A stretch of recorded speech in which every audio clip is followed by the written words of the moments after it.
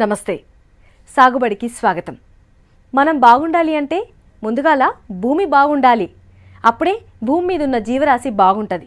కానీ ఇవాళ జరుగుతున్న పారిశ్రామికీకరణ, గ్లోబలైజేషన్తోని పర్యావరణం అంతా నాశనం అవుతుంది. పర్యావరణంతో పాటు మానవ మనుగడ బాగుండాలి అంటే ప్రకృతిని కాపాడుకోవాలి. జీవ వైవిధ్యంలో అందరూ బాగుండాలంటే చేయాల్సింది ప్రకృతి వ్యవసాయమే అంటాడు రమేష్ రెడ్డి. ప్రకృతితో మమేకమై ప్రకృతిని ఆస్వాదిస్తూ వ్యవసాయం చేస్తే రైతులే రాజులవుతారంటాడు రమేష్ రెడ్డి. తనతో పాటు ఒక 30 కుటుంబాలు రసాయనాలు లేని అమృతం లాంటి ఆహారం తింటే చాలు అని చెప్తాడు. అదే చేస్తుంటాడు కూడా. 10 ఏళ్లుగా ప్రకృతి వ్యవసాయం చేస్తూ ప్రకృతి ఒడిలోనే గర్వంగా బతుకుతున్న రమేష్ రెడ్డి సక్సెస్ స్టోరీనే ఈరోజు మన సాగుబడి.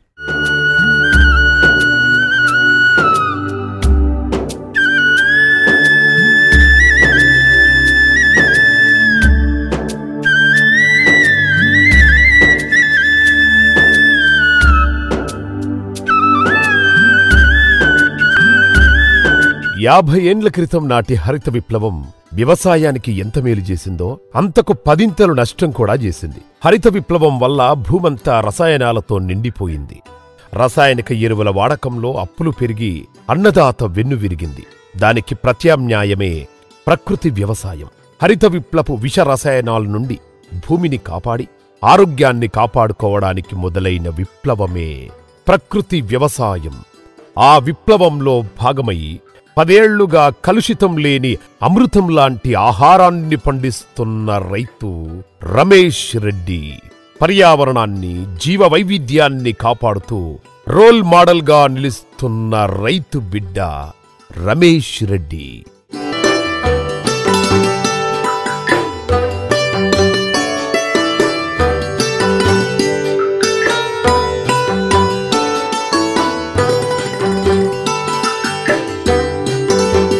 రమేష్ రెడ్డి ఉప్పల్కాడ తనకున్న 10 ఎకరాల పొలంలో ప్రకృతి వ్యవసాయం చేస్తుండు. అంతకు ముందల హెచ్సిఎల్లో ఇంజనీర్గా 10 ఏండ్లు పనిచేసిండు. ఆ తర్వాత స్టేట్ గవర్నమెంట్ల 5 ఏండ్లు కొలువు చేసిండు. ఇవన్నీ చేసినా ఆయన ఏనాడు సంతోషంగా లేడు. ఉద్యోగరీత్యా వేరే ఊర్లు తిరగాల్సుండేది. ఆరోగ్యం కూడా బాగుండకపోయేది. ఇట్లా కాదని ఉద్యోగం మానేసి వ్యవసాయం చేయాలనుకుండు రమేష్ రెడ్డి. అది కూడా అందరిలాగా కాకుండా ప్రకృతి పద్ధతిలో వ్యవసాయం చేయాలనుకుండు.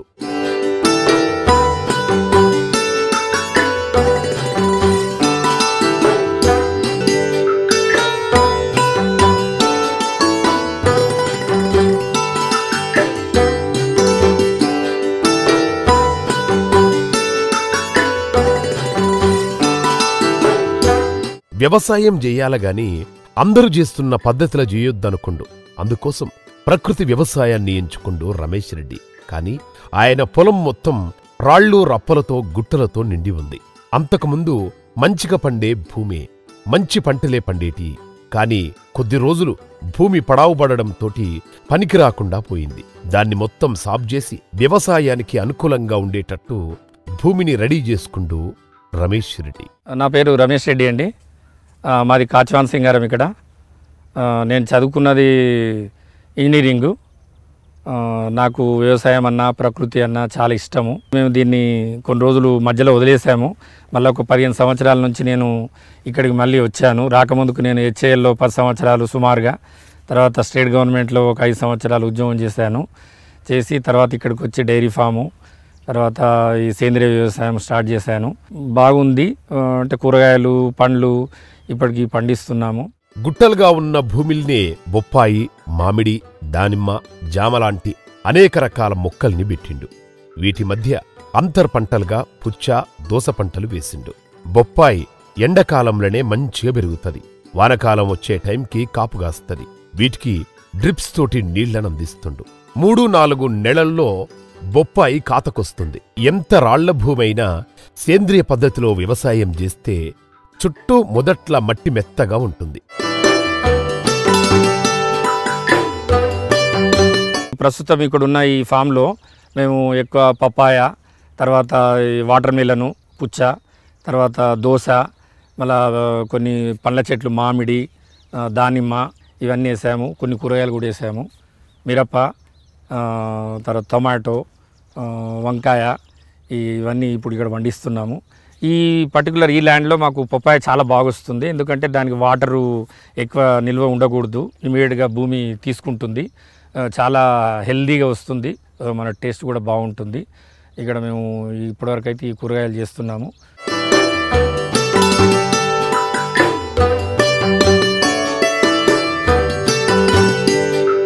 పొలం చుట్టూ వేసే ఫెన్సింగ్ దగ్గర ఉండే భూమిని మంచిగా వినియోగించుకుంటూ రమేష్ రెడ్డి ఫెన్సింగ్ చుట్టూ కాలువలా తీసి దాంట్ల కాకరకాయ, బీర, అసొంటి పంటలేసిండు. మిగిలిన భూమిలో ఆకుకూరలను కూడా పెట్టుకోవచ్చని చెప్తుండు. ఎండాకాలంలో భూమిలో తేమ శాతం తొందరగా తగ్గకుండా రమేష్ రెడ్డి ఒక్క మంచి ప్లాన్ చేసిండు. విత్తనం పెట్టేటప్పుడు కొద్దిగా ఎరువేసి మీద మట్టి వేసి దానిమీద మళ్ళీ కొద్దిగా ఎరువేస్తే చాలు, మొక్కలు ఆరోగ్యంగా ఉంటాయి. దీనికి పొద్దుమీకి 2 సార్లు నీళ్లు పెడితే చాలంటున్నాడు. కూరగాయలకు కావలసిన తేమ ఉంటుంది. ఇట్లా పండిస్తే ఎండాకాలంలో మొక్కలు వాడిపోకుండా పంట దిగుబడి బాగా వస్తుందంటుండు రమేష్ రెడ్డి. ఇప్పుడు ఇక్కడ మీరు చూస్తున్నాయి ఏంటంటే కాకర ఉంది, బీర ఉంది, మళ్ళీ తర్వాత మధ్యలో అక్కడ నేను పప్పాయ పెట్టాను. మనకి ఇది ఒక 2-3 మంత్స్ వరకు మనకి ఇది పంటిస్తుంది కాకర, బీర. తర్వాత మనకు ఇంకొక 3-4 మంత్స్ అయితే మనకు పప్పాయ కూడా వస్తుంది. అది ఇక్కడ ఈ చిన్న కాలువలాగా తీసి అందులో ఎందుకు పెట్టామంటే ఇది వేసవి కాలంలో ఏమవుతుందంటే తేమ అనేది ఉండదు, ఊకే వాటర్ ఎవాపరేట్ అయిపోతుంది, లేకపోతే సిపేజన్ అయిపోతుంది. ఇక్కడ ఏంటంటే మనం మంచిగా బాగా ఎరువేసి, ఎరువు మీద మట్టి వేసి, ఆ మట్టి మీద మళ్ళీ కొద్దిగా ఎరువేసి ఇట్లా ఒక 2-3 లేయర్లు వేసి అందులో పెడితే ఏంటంటే మనకు 3-4 రోజులకు ఒకసారి మనము వాటర్ పెట్టినా సరిపోతుంది. లేకపోతే ఏమవుతుందంటే మనం ఎవ్రీ డే పొద్దున సాయంత్రం పెట్టవలసి వస్తుంది. ఎందుకంటే ఇవి తట్టుకోవు వాటర్ అనేది. ఈ కూరగాయలకి ఏంటంటే ఎప్పుడు తేమ ఉండాలి. పర్టికులర్గా 40-42 డిగ్రీలు వచ్చిందంటే మాత్రం చాలా కష్టం, ప్లాంట్కి స్ట్రెయిన్ అవుతుంది. మనం ఏంటంటే మనం కొద్దిగా జాగ్రత్త తీసుకొని వాటికి మనం బాగా ఎరువేసేసి నీళ్లు కూడా సాధ్యం అవసరం ఉందని తెచ్చుకుంటుంటే మనకు ఫ్లవరింగ్ వచ్చి క్రాప్స్ వచ్చే అవకాశం చాలా ఉంటుంది.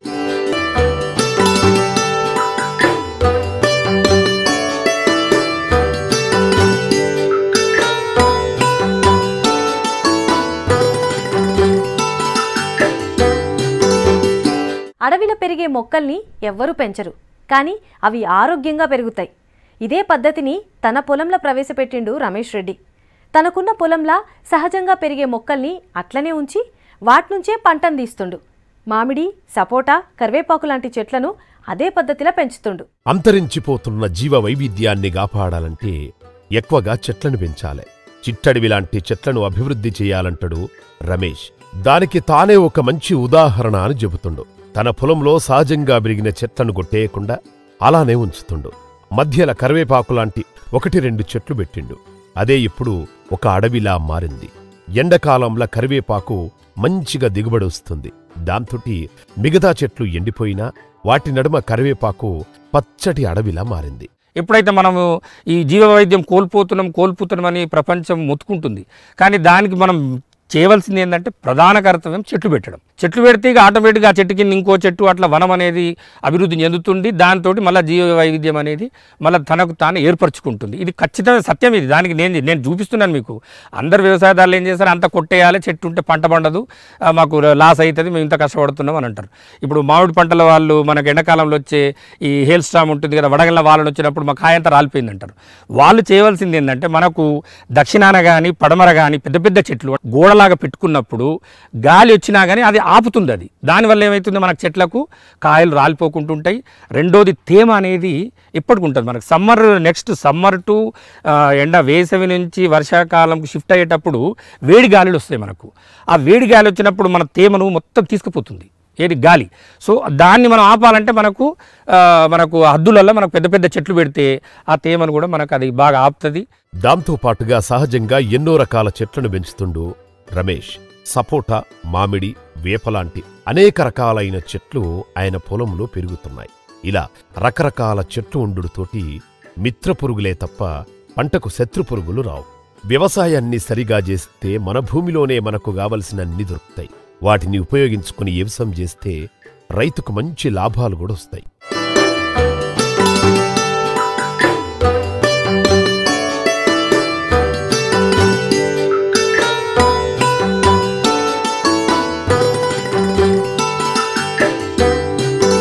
వ్యవసాయదారుడు లాభదాయకంగా ఉండాలంటే గట్ల మీద, రోడ్ల మీద కూడా చెట్లు పెంచాలంటాడు రమేష్.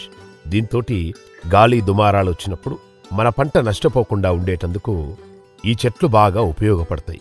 వడగండ్ల వాన, వేడిగాలుల తాకిడికి మన పంటలు నష్టపోకుండా ఉండాలంటే చెట్లను పెంచాలి. అందులోనూ మనకు ఉపయోగపడే చెట్లను పెంచితే మంచి లాభాలు పొందొచ్చంటాడు రమేష్.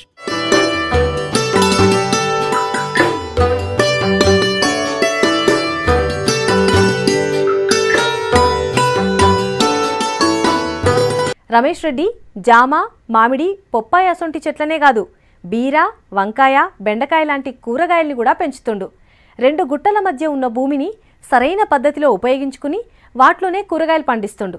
దీనికోసం ఆయన ఫర్మాకల్చర్ అనే పద్ధతిని కూడా పాటిస్తుండు. రమేష్ రెడ్డి తనకున్న భూమిల కూరగాయలను కూడా సాగు చేస్తుండు. 2 గుట్టల మధ్యలో ఉండే భూమిని సరిగ్గా ఉపయోగించుకుంటూ అందుకు క్యారెట్, మిరప, బెండలాంటి పంటలను పండిస్తుండు. అన్ని పంటలు మంచిగా దిగుబడి కూడా వచ్చాయంటున్నాడు. ఆర్గానిక్ పద్ధతిల మిరపకాయలు పండించడం అంత ఈజీ కాదు. అసొంటిది రమేష్ పండించుడే కాదు, ఎక్కువ దిగుబడిని సాధించి చూపెట్టిండు. ఈ కూరగాయలను ఒక్కసారి తింటే మళ్లీ ఇవే కావాలంటారు. ఇవి మన ఆరోగ్యానికి, పర్యావరణానికి మంచివని కూడా చెప్తాడు రమేష్ రెడ్డి. ఇక్కడ క్యారెట్ వేసాము, తర్వాత పక్క గోర్చికుడు ఉంది, మళ్ళీ ఇక్కడ మిరప వేసాము. అంటే పర్టికులర్గా ఇప్పుడు ఉన్న ఈ ప్లేస్లో మాత్రం మట్టి బాగా బలంగా ఉంది. క్యారెట్కు బాగా మట్టి ఉండాలి, మంచి అంటే మెత్త మట్టి ఉండాలి. మిరపకు కూడా బాగా బలమైన మట్టి ఉన్నప్పుడే, సారవంతమైన బలమైన భూమి ఉన్నప్పుడే మిరప బాగా వస్తుంది. క్యారెట్ కూడా యాక్చువల్గా అయిపోయింది దీని టైము. మళ్ళీ కూడా మేము ఏంటంటే కొద్దిగా హోల్డ్ చేసి పెట్టాము, కొద్దిగా డ్యామేజ్ అవుతుంది, కానీ బాగానే వస్తుంది. ఎండాకాలం కూడా మంచిగానే బాగానే క్యారెట్ వస్తుంది. చాలామంది టేస్ట్ ఉందంటారు, చాలా ఇష్టపడతారు. ఒకసారి ఈ కూరగాయలు తింటే ఇక వేరే కూరగాయలు తినడానికి అంత ఇష్టపడరు. మంచి ఆరోగ్యానికి, ప్రకృతికి అన్ని విధాలుగా మనకు మంచి లాభం. వీటితో పాటు అనేక రకాల కూరగాయలను సాగు చేస్తుండు. వినియోగదారులు తన ఫామ్కి వచ్చి తీసుకుపోతారు. తాను పండించే పద్ధతి చూసినాకనే తన ఫామ్ల పండించిన కూరగాయలను కొనాలంటాడు రమేష్ రెడ్డి.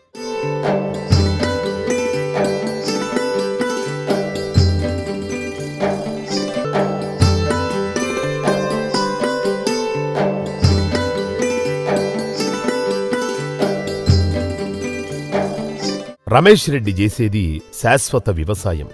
మన వ్యవసం ఇదివరకు ఎట్లా చేసేటోళ్ళో అదే పద్ధతిలో ఫాలో అవుతుండు రమేష్. పంచభూతాలను సరిగ్గా వినియోగించుకుంటూ వ్యవసాయం చేసే పద్ధతే శాశ్వత వ్యవసాయం. ఒకే రకమైన పంటలను కాకుండా వివిధ రకాలైన పంటలను వేసుకుంటే చాలు, రైతులు బాగుపడొచ్చు. ఏడాదికొక్కసారి పంట చేతికొచ్చినవే కాకుండా 3-4 నెలలకొక్కసారి వచ్చే పంటలు కూడా రైతులు పండించాలంటాడు రమేష్. ఈ పద్ధతులను పాటిస్తే రైతులకు ఏడాది పొడవునా ఆదాయం వస్తుంది. పంటలతో పాటు పశువులను కూడా పెంచే వీలుంటే అది శాశ్వత వ్యవసాయం అవుతుందనంటాడు రమేష్ రెడ్డి. ఇక్కడ నేను చేసే పద్ధతి సేంద్రియ వ్యవసాయము, ఆర్గానిక్ ఫార్మింగు, సుస్థిర వ్యవసాయము, ఇవన్నీ రకరకాల పాలేకర్ మెథడు పద్ధతులు. ఏదైనా మనకు అన్నిటికీ ఒకటే ఆధారం ఏంటంటే పంచభూతాలు, మనకు భూమి మీద ఉన్న లభ్యమయ్యే వాటికి పోషకాలు, తర్వాత వైవిధ్యం. అంటే రైతుకు సుస్థిర వ్యవసాయం జరగాలంటే ఫస్ట్ రైతు పాటించవలసిన విషయం ఏంటంటే కొన్ని పెరీనియల్స్ అంటే బహువార్షికాలు. అంటే మనం మునగబెట్టినాం, మునగను మనం పెట్టుకుంటే 10 సంవత్సరాలు 20 సంవత్సరాలు కూడా వస్తుంది. అరటి ఉంది, ఒకసారి పెడితే మళ్ళీ పిలకలు వస్తుంటాయి. తర్వాత మనకు దొండ ఉంది, దొండ ఒకసారి పెడితే అదో 3-4 ఏళ్ళు వస్తుంది. తర్వాత అట్లా కొన్ని పంటలు పెట్టుకొని కొన్ని ఏకవార్షికాలు పెట్టుకున్నప్పుడు మనకు ఇది ఆదాయం లేనప్పుడు అది వస్తుంది, అది లేనప్పుడు ఇది ఆదాయం వస్తుంది. సో అతనికి కొద్దిగా ఫైనాన్షియల్గా ఒక సపోర్ట్ దొరుకుతుంది, ఒక భద్రత అనేది ఉంటుంది. శాశ్వత వ్యవసాయ పద్ధతిలో మనకున్న భూమిని భౌగోళిక పరిస్థితులకు అనుగుణంగా మార్పు చేయాలి, డిజైనింగ్ చేసుకోవాలి. చిన్న చిన్న గట్లు చేసుకుని రకరకాలైన పంటలను పండిస్తే మంచి లాభాలొస్తాయి. ఇట్లా చేస్తే ఒక పంటకొచ్చే పురుగు మరో పంటకు రాదు. దాంతోటి దిగుబడి బాగా పెరుగుతుంది. ఆవులు, బర్లు, కోళ్లు, మేకలు లాంటన్నింటినీ మనం ఫామ్లో పెంచితే అది మన సంస్కృతిని కాపాడిన వాళ్ళమవుతాం.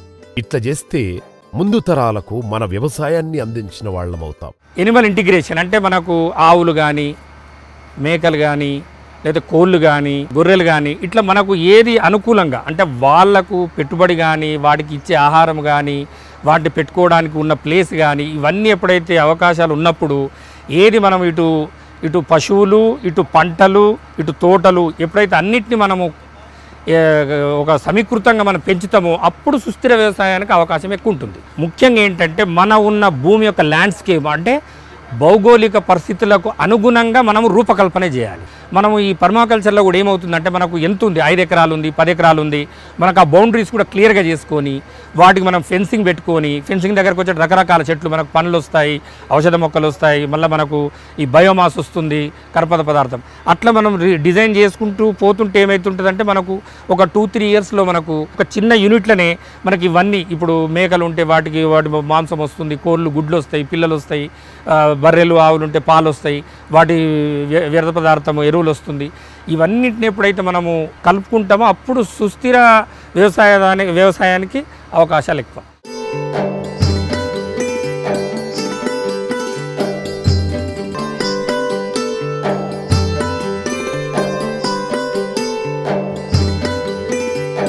రమేష్ రెడ్డి పశువులను కూడా పెంచుతుండు.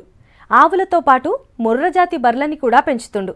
తన ఫామ్లోనే వాటిని మేపుతూ రసాయనాలు కలవని A2 పాలను వినియోగదారులకి అమ్ముతుండు.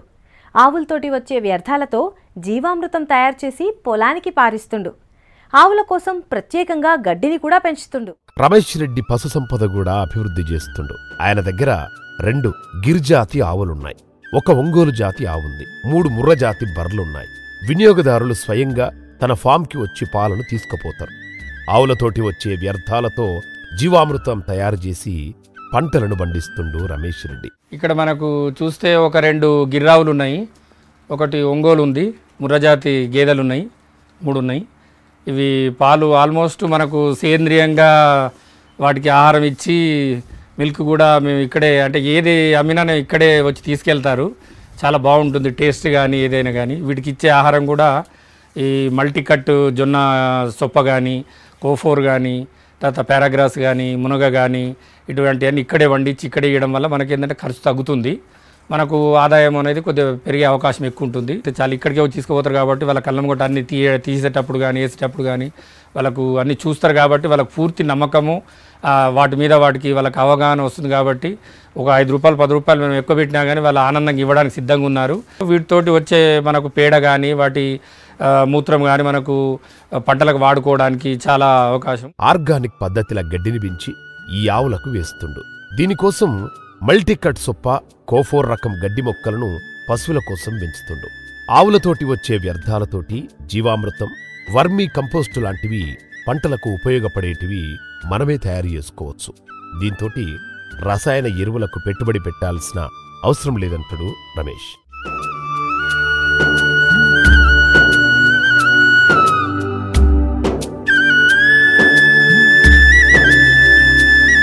యువత వ్యవసాయం మీద అవగాహన, జ్ఞానాన్ని పెంచుకోకుండా వ్యవసాయం చేస్తే చాలా ఇబ్బందుల పాలవుతారు. తెలవక కొత్తగా వ్యవసాయం షురూ చేసినప్పుడు పెట్టుబడులు పెరిగి ఆదాయం తగ్గితే చాలా కష్టమవుతుంది. అందుకోసం మొదట్లో ఉద్యోగం చేస్తూనే సెలవులు వచ్చినప్పుడు రైతుల దగ్గరికెళ్ళి వాళ్లతోటి పరిచయాలు పెంచుకొని వాళ్ళు ఎలా చేస్తున్నారో గమనిస్తే వ్యవసాయం మీద ఒక అవగాహన వస్తుంది. అట్లా ఒక ఏడాది చూస్తే వాళ్లతోటి కలిసి నడిస్తే వ్యవసాయం మీద అవగాహన వస్తుంది. అప్పుడు ఎలా చేస్తే పంట దిగుబడి వస్తుందో తెలుస్తుంది. అప్పుడు వ్యవసాయాన్ని షురూ చేయాలంటాడు రమేష్ రెడ్డి.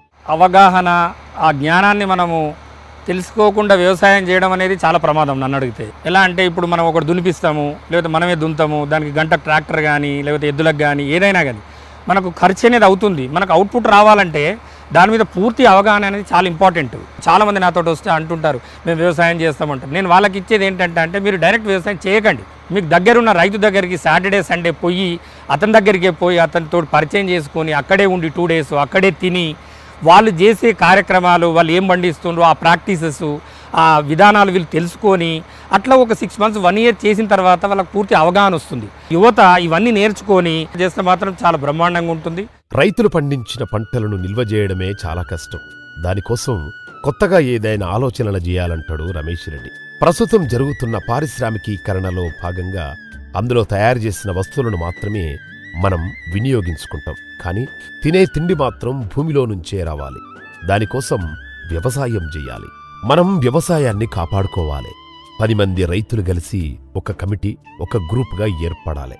వ్యవసాయంలో ఆలోచనలను విధానాలను షేర్ చేసుకుంటూ వ్యవసాయం చేస్తే వ్యవసాయం పండుగవుతుందంటాడు రమేష్ రెడ్డి. ఇప్పుడున్న పరిస్థితులలో రైతులకు కూడా ఏంటంటే ఈ పర్మాకల్చర్ పద్ధతిలో మనకు వీళ్ళన్నీ వెనకట మనం ఒక 40 సంవత్సరాల క్రితము అన్నీ చేసిన పద్ధతులే. కానీ మధ్యలో ఏంటంటే ఈ రసాయనిక వ్యవసాయం వచ్చి మనం అన్నింటి దూరం చేసుకున్నాం. అంటే గోవులు కానీ మరి బర్రెలు కానివ్వండి, ఇంకేమైనా మేకలు కానివ్వండి, కోళ్ళు, ఎందుకంటే వాళ్ళకి అంత ఓపిక లేదు. వాటిని పెట్టాలి, వాటికి నీళ్ళు దాపాలి, వాటికి ఎదకొచ్చినప్పుడు దాన్ని మనం కట్టియాలి. ఇవన్నీ ఏంటంటే ఎవరు చేస్తారు? ఇవన్నీ ఓపిక లేదు. కానీ రైతు అన్నప్పుడు తప్పవు. ఇవన్నీ ఉన్నప్పుడే వాడు రైతు అంటాడు.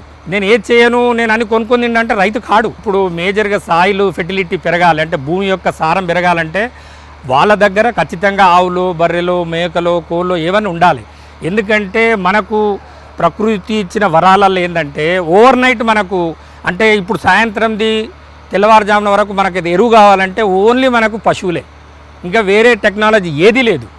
ఈరోజు కనీసం మనం నార్మల్గా మనం కుళ్ళబెట్టి దాన్ని ఎరువు చేయాలంటే కనీసము 40 రోజుల నుంచి 60 రోజులు పడుతుంది. మనకు పశువులు ఉన్నాయంటే మనకు రాత్రి గడ్డి తినదంటే అది తెల్లవారుజామున పేడేస్తుంది. అదే మనకు ఎరువు, అది అంత షార్ట్ డ్యూరేషన్. ప్రకృతి నుంచి తీసుకోవాలంటే ప్రకృతి మీద మనకు ఎనలేని ప్రేముండాలి. అప్పుడే దాన్ని మనం మనసారా ఆస్వాదించవచ్చంటాడు రమేష్ రెడ్డి. రైతు నీడ చెట్టు మీద పడి అది పెరిగి పెద్దదై ఆ నీడ కింద రైతు బతకాలి. అట్లా చేస్తే మనిషికి ప్రకృతి మీద ప్రేమ ఆరాధన ఉంటది. దానికోసం మనవంతు కృషి చెయ్యాలి. ఏ కాలంలో ఏ పంటలెయ్యాలి అనేది రైతు అవగాహన చేసుకుంటే రైతులు భూమి నుంచి బంగారు సిరులు పండించవచ్చు. మారుతున్న గ్లోబలైజేషన్ వాతావరణానికి మన ఆహారపు అలవాట్లను మార్చుకోవాలి.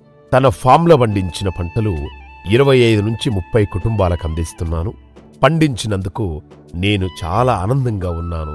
తిన్నందుకు వాళ్ళు సంతోషంగా ఉన్నారు. ఎయిర్ కానీ, వాటర్ కానీ, ఫుడ్ కానీ అంతా కూడా పొల్యూట్ అయిపోయింది. ఏది తినాలన్నా కానీ ఒక పెద్ద డౌట్ అయిపోతుంది అనమాట. ఇక్కడికి వచ్చి చూసిన తర్వాత ఇక్కడ చేసే విషయంలో బయట దానికి దీనికి డిఫరెన్స్ ఏంటి అని అంటే, ఫస్ట్ ఆఫ్ ఆల్ ఇక్కడ ఒక చిన్న ప్లేస్లో అన్ని రకాల కూరగాయలే కానీ పంటలు ఇవన్నీ అన్ని రకాలు పండించేసరికి ఏ పెస్ట్ అయినా కానీ ఏ ఇన్సెక్ట్ అయినా కానీ అది ఎక్కువ ప్రాపగేట్ కాలేదు. ఇక్కడ ప్రాక్టికల్గా వీళ్ళు ఏం చేస్తున్నారు అనేది చూసిన తర్వాత this is the thing which we have to adapt అనిపించింది. బేసిక్గా కెమికల్ ఫర్టిలైజర్ అనేది యూజ్ చేయరు, తర్వాత కెమికల్ పెస్టిసైడ్ కానీ ఇన్సెక్టిసైడ్ కానీ యూజ్ చేయరు. మొత్తం పెస్ట్ ఇన్సెక్ట్స్ని బయో కంట్రోల్ ద్వారా కంట్రోల్ చేస్తున్నారు.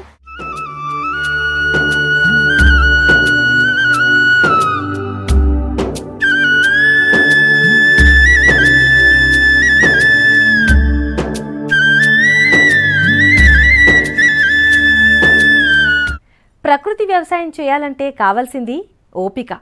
ఆ ఓపికతో చేసుకుంటే మంచి ఫలితాలు వస్తాయి. ఆర్గానిక్ పద్ధతిలో వ్యవసాయం చేస్తే అమృతంతో సమానమైన ఆహారం మనకొస్తుంది. కష్టపడి పనిచేస్తే మంచి ఆహారంతో పాటుగా మంచి ఆరోగ్యం కూడా వస్తుంది అంటుండు రమేష్ రెడ్డి. అంతరించిపోతున్న జీవ వైవిధ్యాన్ని కాపాడాలంటే మనం చేయాల్సింది చెట్లను పెంచి ప్రకృతి వ్యవసాయం చేయడమే.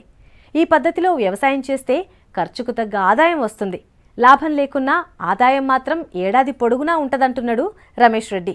ఇది ఇవాల్టి మన సాగుబడి. మరో రైతు సక్సెస్ స్టోరీతో మళ్ళీ కలుసుకుందాం. నమస్కారం.